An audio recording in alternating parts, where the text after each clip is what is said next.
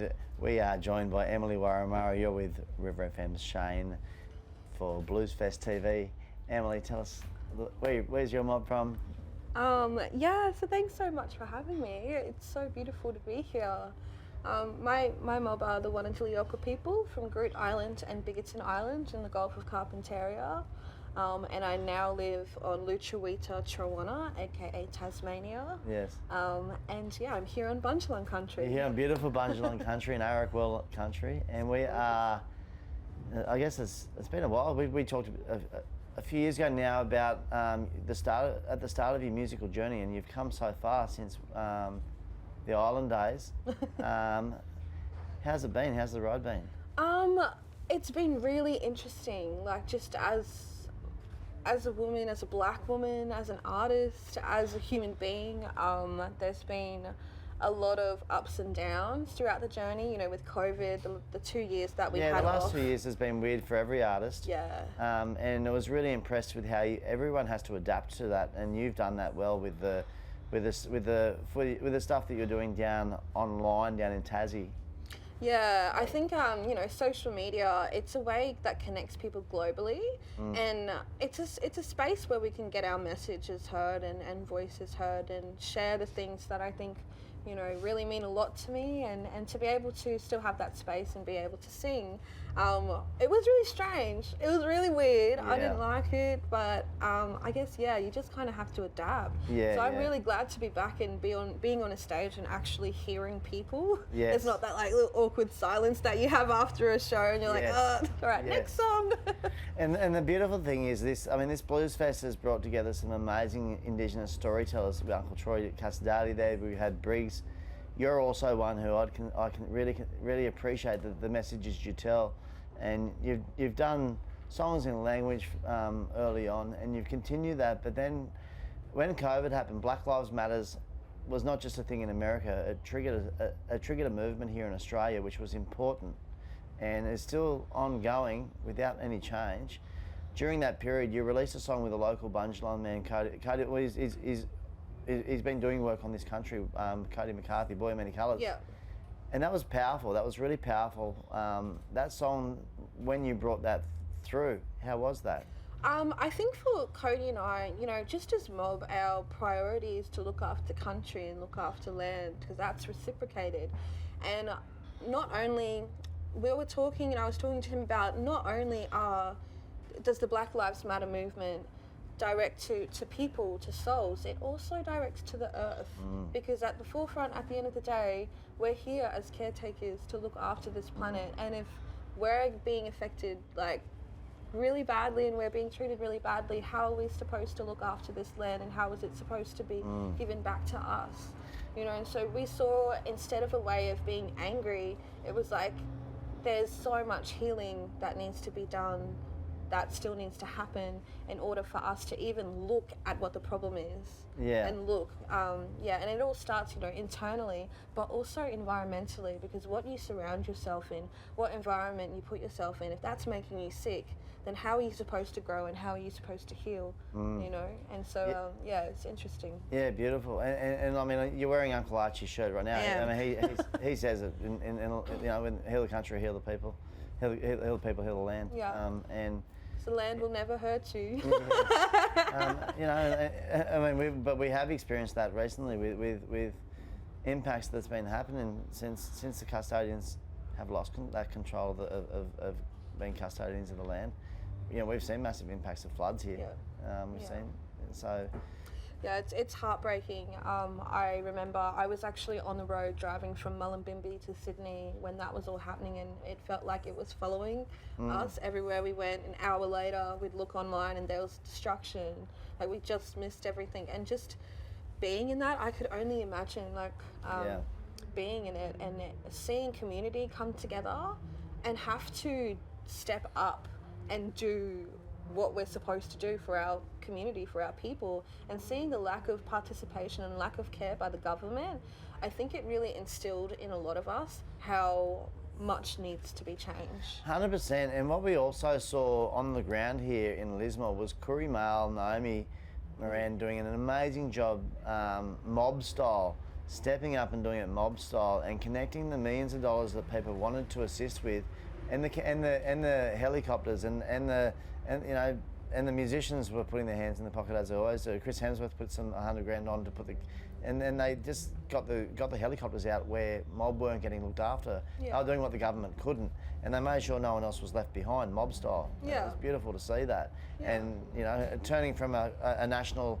paper into a humanitarian is how mob do it. Mob do it. Mob make sure everyone's not left behind in that circle. That's right, and I think that that's a beautiful way to see it. If we were given land back, it would be a community effort. It is for community. Everyone would get it. Yeah. We're here to look after this land, and it's shocking that I saw something, I think a couple of weeks ago actually, saying that in 3 years' time, if we keep going at the rate that we're going, this country will be uninhabitable. Like this space, this planet, like this, well, not this planet, but this big island that we call home will be uninhabitable because it's going to be destroyed. And there's going to be, ecosystems, there's a chain effect of things that are happening now because of us. Yeah, and there is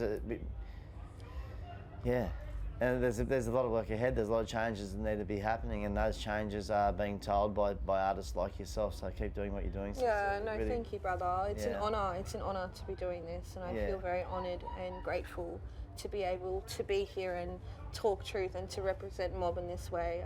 Mob is at the forefront of my music, and it's really inspiring when I see mob doing amazing things. It makes me go, that's deadly, and I'm so proud to be a part of this community. Yeah, and we're just talking to brother Chris Cook, who's a local man here. He's also a photographer at the moment. He teaches language on country here. Oh. And we're yarning about, approaching the Jarjums, getting the Jarjums on board, so because whatever their background is, when they're learning that language, when they're learning that some of the stuff that goes with that culture, and that helps break those cycles. Yeah. And the focus, and so in saying that, you've done a kids EP. I have. I've just released a kids album. You just released a kids album. Talk about that. So this kids album is called Ayarra Emeba, which means calm songs. And it's all songs that, we grew up listening to, nursery rhymes, like the Kookaburra song, the Wheels on the Bus. Yes. But I've translated them into my language and into Liokwa, and it's really, I didn't think I didn't think anything would happen. I was just like, I want to release a kids song, and I'm signed with ABC, and they're like, yeah, let's do it. Yes. And that ended up turning into this album, and we recorded it on country, and my auntie, who is a linguistic, she went and did all the translations and made sure we all spelt everything right, because our language is oral, not written.